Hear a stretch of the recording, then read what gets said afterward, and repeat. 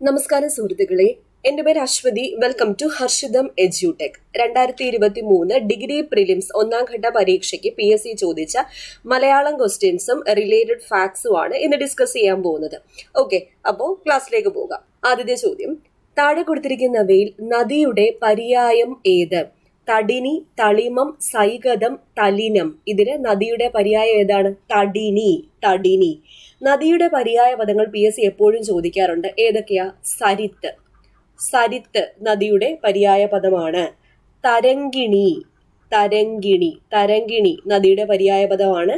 തടിനി. തടിനി. ആപക. ആപക നദിയുടെ പര്യായ പദമാണ്. ധുനി. ധുനി നദിയുടെ പര്യായ പദമാണ്.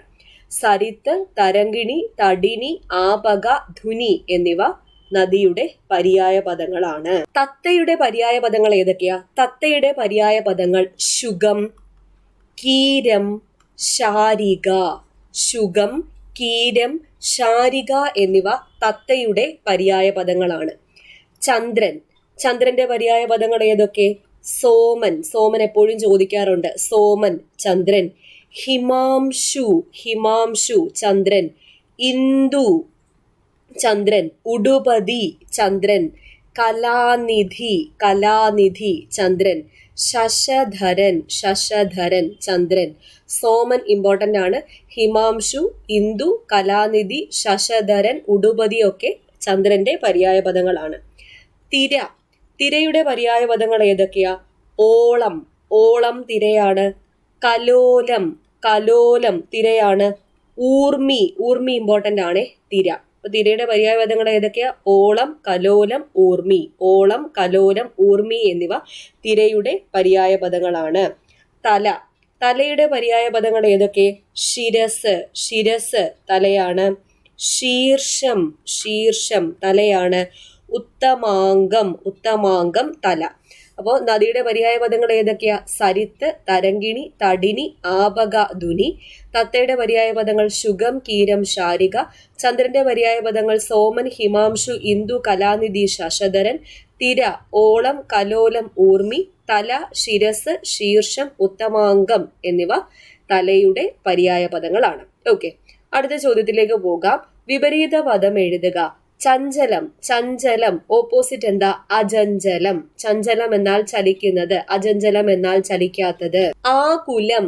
ആകുലത്തിന്റെ ഓപ്പോസിറ്റ് എന്താണ്? ആകുലം ഓപ്പോസിറ്റ് അനാകുലം. ആകുലം ഓപ്പോസിറ്റ് എന്താ? അനാകുലം. അനാകുലം. ആശ. ആശ ഓപ്പോസിറ്റ് നിരാശ. ആശയുടെ ഓപ്പോസിറ്റ് എന്താണ്? നിരാശ. നിരാശ. അപകർഷം. അപകർഷത്തിന്റെ ഓപ്പോസിറ്റ് എന്താ? അപകർഷം ഓപ്പോസിറ്റ് ഉത്കർഷം. ഉത്കർഷമാണ് അപകർഷത്തിന്റെ ഓപ്പോസിറ്റ്. അപ്പൊ ആകുലം ഓപ്പോസിറ്റ് അനാകുലം. അനാകുലം. ആശ നിരാശ. അപകർഷം ഉത്കർഷം. അപവാദം. അപവാദം ഓപ്പോസിറ്റ് ഉത്സർഗം. ഉത്സർഗം. ഉത്സർഗമാണ് അപവാദത്തിന്റെ ഓപ്പോസിറ്റ്. ഉത്സർഗം. ഉത്സർഗം. അക്രമം. അക്രമത്തിന്റെ ഓപ്പോസിറ്റ് എന്താ? ക്രമം. അക്രമം, ക്രമം. അപ്പോ ചഞ്ചലം ഓപ്പോസിറ്റ് അചഞ്ചലം, ആകുലം അനാകുലം, ആശ നിരാശ, അപകർഷം ഉത്കർഷം, അപവാദം ഉത്സർഗം, അക്രമം, ക്രമം. ഓക്കെ, അടുത്ത ചോദ്യം നോക്കാം. പിരിച്ചെഴുതുക. ഉണ്മ പിരിച്ചെഴുതിയാൽ എങ്ങനെയാണ്? ഉണ്മ പിരിച്ചെഴുതിയാൽ ഉൾ അധികം മ. ഉൾ അധികം മായാണ് ഉണ്മ. മേന്മ പിരിച്ചെഴുതിയാൽ എങ്ങനെയാണ്? മേന്മ മേൽ അധികം മ. മേൽ അധികം മ, മേന്മ. വിണ്ടലം. വിണ്ടലം എപ്പോഴും ചോദിക്കാറുണ്ട്. വിണ്ടലം പിരിച്ചെഴുതിയാൽ വിൺ അധികം തലം. വിൺ അധികം തലമാണ് വിണ്ടലം. നന്മ പിരിച്ചെഴുതിയാലോ? നൽ അധികം മ. നൽ അധികം മ, നന്മ. ഉൾ അധികം മ, ഉണ്മ. മേൽ അധികം മ, മേന്മ. കണ്ടു. കണ്ടു പിരിച്ചെഴുതിയാൽ കൺ അധികം തു, കണ്ടു. കൺ അധികം തു, കണ്ടു. നൽ അധികം മ, നന്മ. വിൺ അധികം തലം, വിണ്ടലം. മേൽ അധികം മ, മേന്മ. ഓക്കെ, അടുത്ത ചോദ്യം. ശരിയായ പദം ഏത്? ഇവിടെ നിശ്ചയം എന്ന് കറക്റ്റായിട്ട് എങ്ങനെയാണ് എഴുതുന്നത്? ഓപ്ഷൻ സി ആണ്. ഓപ്ഷൻ സി, നിശ്ചയം. യാദൃച്ഛികം എന്നെങ്ങനെ എഴുതുന്നത്? യാദൃച്ഛികം. യാദൃച്ഛികം എന്ന് ഇങ്ങനെയാണ് കറക്റ്റായിട്ട് എഴുതുന്നത്. ചായും ചായും. യാദൃച്ഛികം, യാദൃച്ഛികം. യജ്ഞം എങ്ങനെ എഴുതുന്നത്? യജ്ഞം, യജ്ഞം, യജ്ഞം. വാരിദം, വാരിദം ആണ്, ധം അല്ല, വാരിദം. വിമ്മിട്ടം, വിമ്മിഷ്ടം അല്ല, വിമ്മിട്ടം, വിമ്മിട്ടം, വിമ്മിട്ടം. വിദ്യുച്ഛക്തി എന്ന് എങ്ങനെ എഴുതുന്നത്? വിദ്യുച്ഛക്തി, വിദ്യുച്ഛക്തി, വിദ്യുച്ഛക്തി. വയാകരണൻ, വയാകരണൻ, വൈയാകരണൻ, വയാകരണൻ. ശിപാർശ, ശുപാർശയല്ല, ശിപാർശയാണ്. ശിപാർശ, ഷു അല്ല, ഷി. ശരത്ചന്ദ്രൻ എപ്പോഴും BSc ചോദിക്കാറുണ്ട്. 2 ഇച്ഛയാണ് വേണ്ടത്. ശരത്ചന്ദ്രൻ, ശരത്ചന്ദ്രൻ. ഓക്കെ, അപ്പൊ യാദൃച്ഛികം ഓർക്കുക. യജ്ഞം, വാരിദം, വിമ്മിട്ടം, വിദ്യുച്ഛക്തി, വയാകരണൻ, വയാകരണൻ, ശിപാർശ, ശരത്ചന്ദ്രൻ. ഇമ്പോർട്ടന്റ് ആണ് ശരത്ചന്ദ്രൻ. അടുത്ത ചോദ്യം, സമാന പദം ഏത്? ഇനൻ. ഇനന്റെ സമാന പദം സൂര്യനാണ്, സൂര്യൻ. കാറ്റ്. കാറ്റിന്റെ സമാന പദം അനിലൻ. അനിലൻ, കാറ്റ്. അപ്പൊ അനലനോ? അനലൻ എന്നാൽ തീ, അഗ്നിയാണ്, അഗ്നി. അനിലൻ എന്നാൽ കാറ്റ് എന്നതാണ് അർത്ഥം. അനലൻ എന്നാൽ അഗ്നി എന്നതാണ് അർത്ഥം.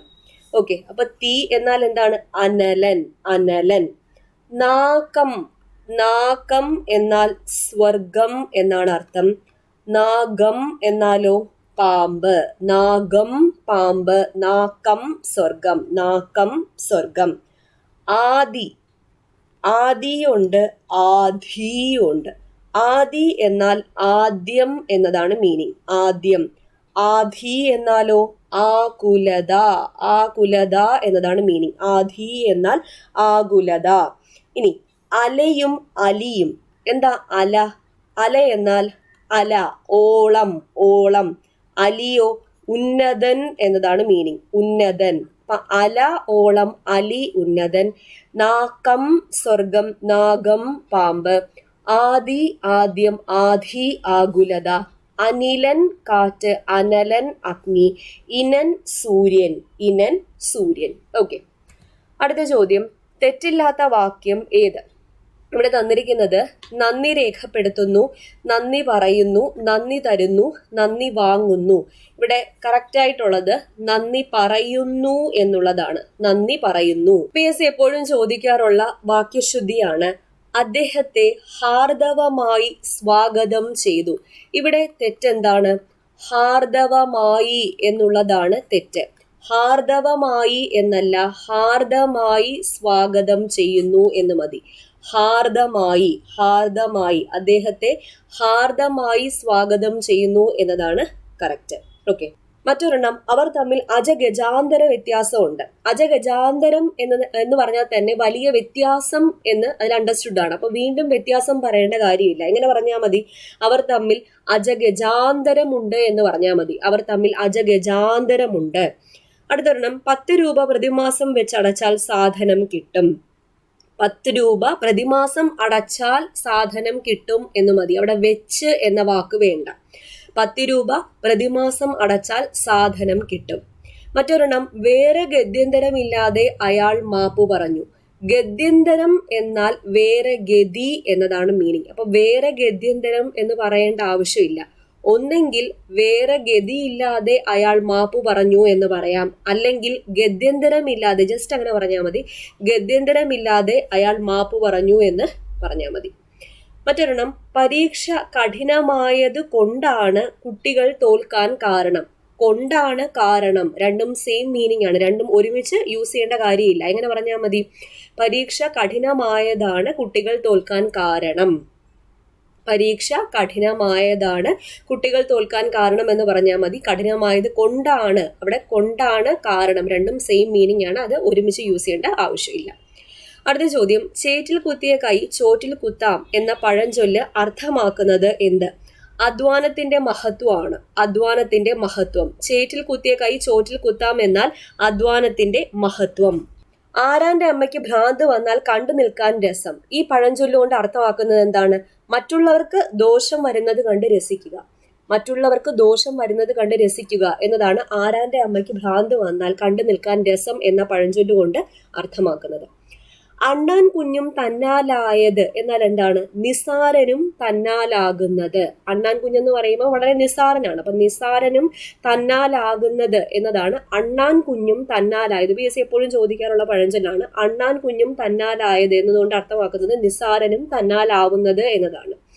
തള്ള ചവിട്ടിയാൽ പിള്ളയ്ക്ക് കേടില്ല എന്താ അതിന്റെ അർത്ഥം? സ്വന്തക്കാരുടെ ഉപദ്രവം ഉപദ്രവമല്ല. തള്ള ചവിട്ടിയാൽ പിള്ളയ്ക്ക് കേടില്ല എന്നാൽ സ്വന്തക്കാരുടെ ഉപദ്രവം എന്തല്ല? ഉപദ്രവം അല്ല. മത്തൻ കുത്തിയാൽ കുമ്പളം മുളക്കില്ല. ഈ പഴഞ്ചൊല്ലുകൊണ്ട് അർത്ഥമാക്കുന്നത് എന്താണ്? ഒന്നിൽ നിന്നും മറ്റൊന്ന് ഉണ്ടാകുകയില്ല എന്നതാണ്. മത്തൻ കുത്തിയാൽ കുമ്പളം മുളക്കില്ല എന്നാൽ ഒന്നിൽ നിന്നും മറ്റൊന്ന് ഉണ്ടാകുകയില്ല. ഒന്നിൽ നിന്ന് മറ്റൊന്ന് ഉണ്ടാകുകയില്ല. മറ്റൊരെണ്ണം, അച്ചിക്ക് കൊഞ്ചുപക്ഷം നായർക്ക് ഇഞ്ചിപക്ഷം. അതായത് പരസ്പരം ചേർച്ചയില്ല എന്നതാണ് അർത്ഥമാക്കുന്നത്.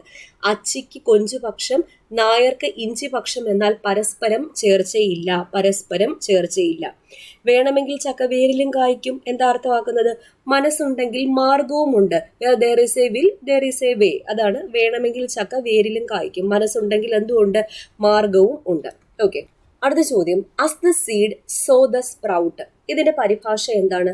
വിത്ത് ഗുണം 10 ഗുണം. As the seed so the sprout എന്നാൽ വിത്ത് ഗുണം 10 ഗുണം. A hot potato. A hot potato PSC എപ്പോഴും ചോദിക്കാറുള്ള ചോദ്യമാണ് ഹോട്ട് പൊട്ടറ്റോ. സങ്കീർണമായ പ്രശ്നം. എ ഹോട്ട് പൊട്ടറ്റോ പരിഭാഷ എന്താണ്? സങ്കീർണമായ പ്രശ്നം. സങ്കീർണമായ പ്രശ്നം. Burn the midnight oil. Burn the midnight oil എന്നാൽ എന്താ? രാത്രി വൈകി പണിയെടുക്കുക. രാത്രി വൈകി പണിയെടുക്കുക. Forbidden fruit. Forbidden fruit. Forbidden fruit പരിഭാഷ എന്താണ്? വിലക്കപ്പെട്ട കനി. വിലക്കപ്പെട്ട കനി. A closed mouth catches no flies. A closed mouth catches no flies എന്നാൽ എന്താണ്? മിണ്ടാതിരിക്കുന്നവന് ഒന്നും കിട്ടുകയില്ല. മിണ്ടാതിരിക്കുന്നവന് ഒന്നും കിട്ടുകയില്ല. Apple in one's eye. Apple in one's eye എന്നാൽ കണ്ണിലുണ്ണി എന്നതാണ് മീനിങ്. കണ്ണിലുണ്ണി. കണ്ണിലുണ്ണി. അപ്പോൾ ഹോട്ട് പൊട്ടറ്റോ എന്നാൽ സങ്കീർണമായ പ്രശ്നം. Burn the midnight oil എന്നാൽ രാത്രി വൈകി പണിയെടുക്കുക. ഫോർബിഡൻ ഫ്രൂട്ട് വിലക്കപ്പെട്ട കനി. ആപ്പിൾ ഇൻ വൺസ് ഐ കണ്ണിലുണ്ണി. A closed mouth catches no flies എന്നാൽ മിണ്ടാതിരിക്കുന്നവന് ഒന്നും കിട്ടുകയില്ല. ഓക്കെ, അടുത്ത ചോദ്യം ചേർത്തെഴുതുക. ഈ അധികം അൾ. ഈ അധികം അൾ ചേർത്തെഴുതിയാൽ ഇവൾ. ഇവൾ. ഈ അധികം അൾ എപ്പോഴും ചോദിക്കാറുണ്ട്. അവൻ ചോദിക്കാറുണ്ട്. അവൾ ചോദിക്കാറുണ്ട്. അത് ഓർത്തിരിക്കാം. അവൻ. അവനെ പിരിച്ചെഴുതിയ എങ്ങനെയാണ്? ആ അധികം അൻ.